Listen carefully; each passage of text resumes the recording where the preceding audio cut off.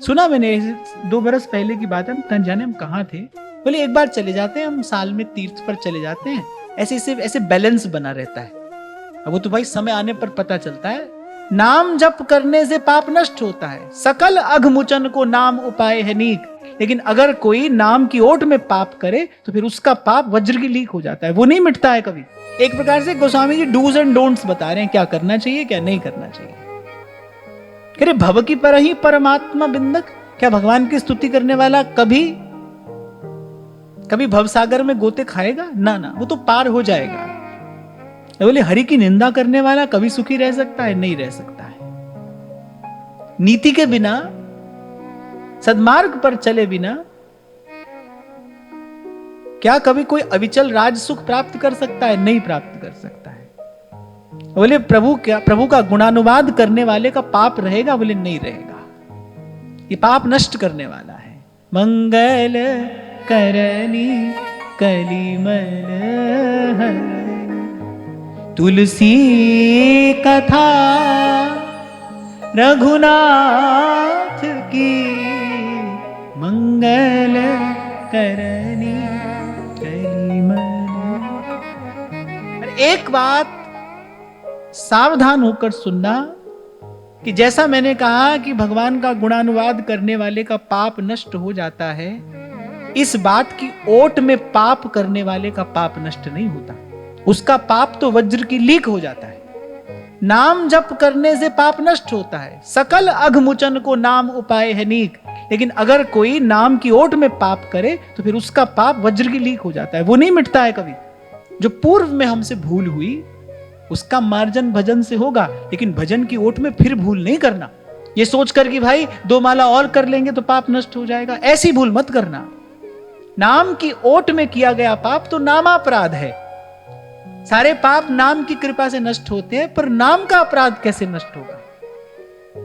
वो तो होत वज्र की लीक। क्या होता है ना, मन बड़ा दुष्ट है, मन बड़ा दुष्ट है। उसको जो जो जैसा सुहाता है वो वैसा ही सुनता है, वैसा ही समझता है। इसलिए कभी आपको मैंने कहा था भाई मेरी जिम्मेदारी मेरे बोलने की है, अब आप उससे समझते क्या हो, ये मेरी जिम्मेदारी नहीं है। जो भूल हुई उसका मार्जन, उसका सुधार तो प्रभु की शरण में आने पर हो जाएगा।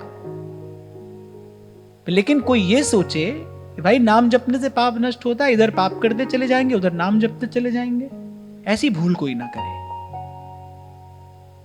व्यक्ति सोचता है साल भर पाप करे, एक बार जाकर गंगा नहा लेंगे, एक बार कथा करा लेंगे।